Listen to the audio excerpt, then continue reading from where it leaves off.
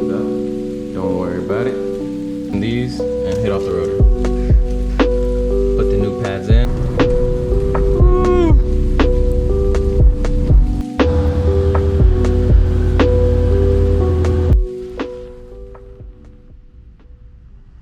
One of my lights is out. Don't worry about it. Today, I'm gonna be doing all around pads and rotors on the em1, and the kit that I got is from Torque. I think that's how you pronounce it. The kit is super reasonable on price, that's why I got it, and I actually have the same exact kit for the Type R. I got it, I believe, from 1aauto.com. That, man, they have a bunch of good stuff that's like either OEM spec or slightly better, like all types of like maintenance parts, like suspension, mounts, I mean, you name it, they usually have it. Honestly, I gotta try to get sponsored by them because I'm gonna be getting a lot of their stuff. But so I have front and rear rotors, and then front and rear pads, and the rotors are cross drilled and slotted. And yeah, I'm excited about it because this car, since I bought it, I mean, I gotta brake at least 10 feet away from people because it takes a bit to slow down. The pads aren't that bad, but the rotors pulsate really bad. I mean, I can feel it on this backside. I'll show you guys. But yeah, I'm gonna get started right now. Let me get out this thing, bro. All right. First thing you do is you get the e-brake cable out by taking out the cotter pin, then taking out this pin, and then taking out the slider. Take out the slider, and then you're able to take out the e-brake cable. Then after that, all you do is take off the 214s to hold the caliper, and then loosen these and hit off the rotor.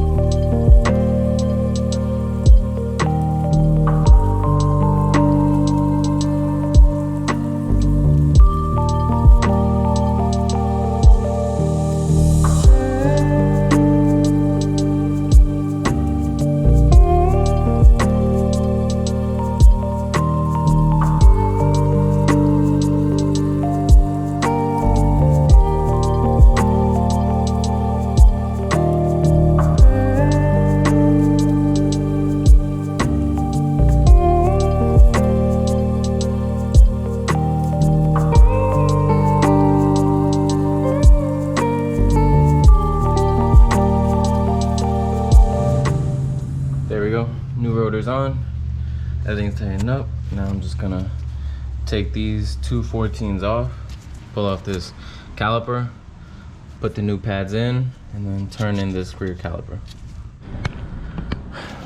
All right, so the way you turn these in is you need this special tool that has these little dowels that will latch on to the turning caliper. And this plate right here, while you turn, you gotta turn it clockwise, but also at the same time be moving this one, tightening it to apply pressure while it's pushing it inward. So it's pushing inward and twisting it. So turn it. I think it fell off. Twist, then apply pressure. Oh shit. Man, I hate doing these.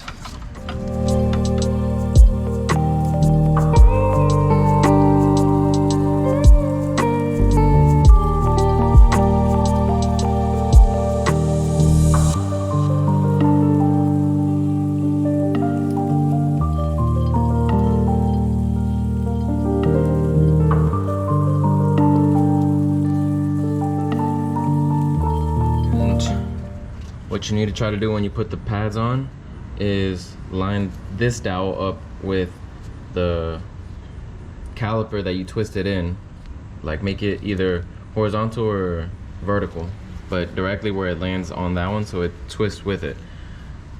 Or else you're gonna have uneven wear on the pads.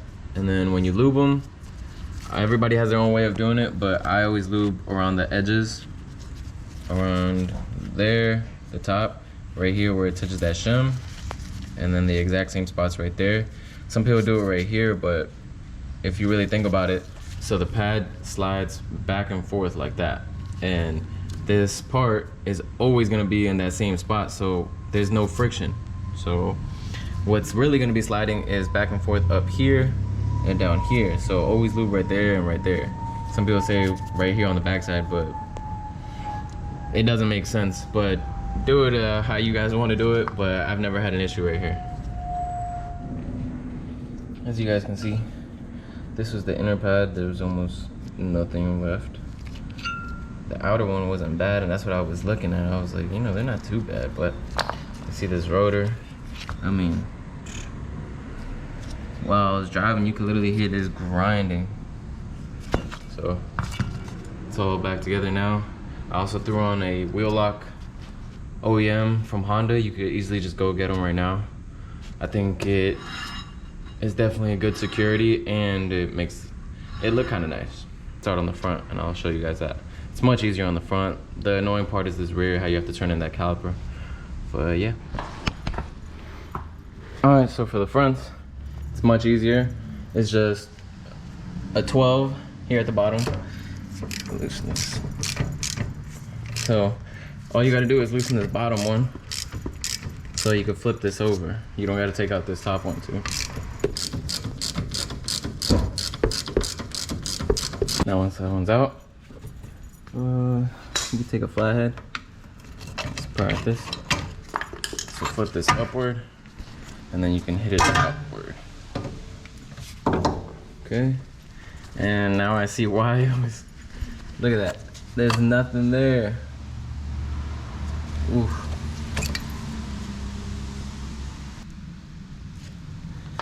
This one's, I mean, brand new. This one wasn't even working.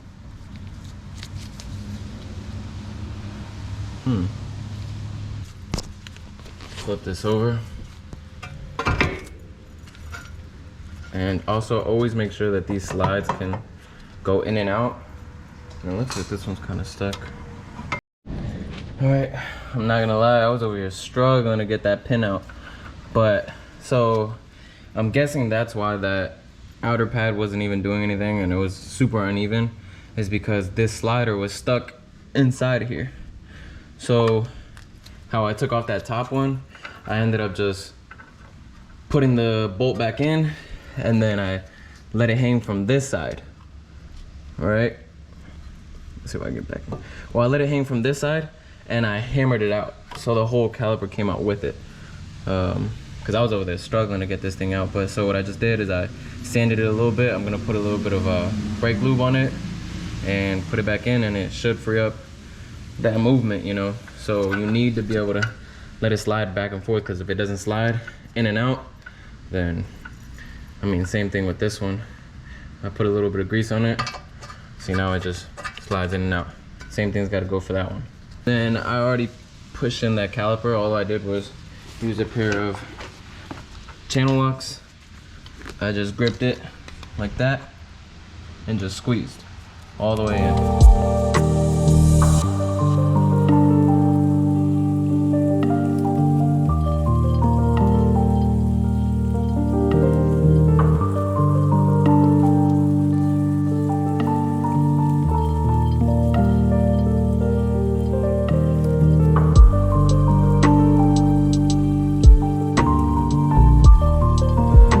It's all back together now.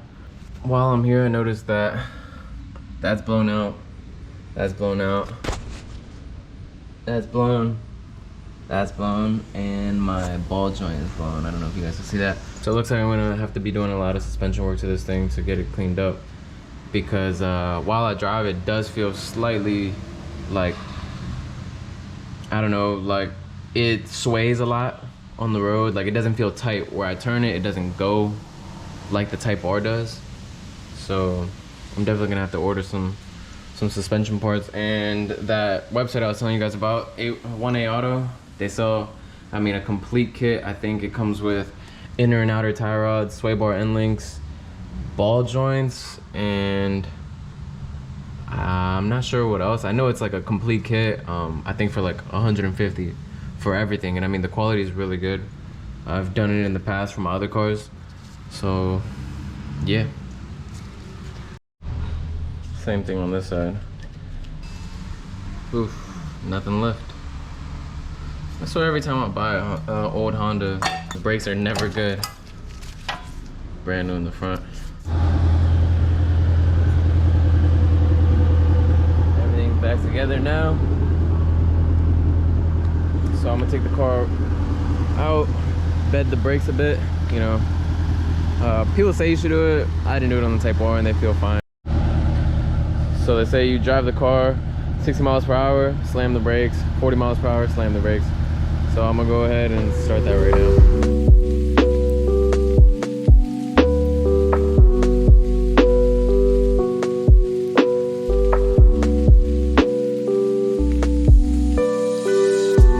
Slam on these right here. I'm going 60.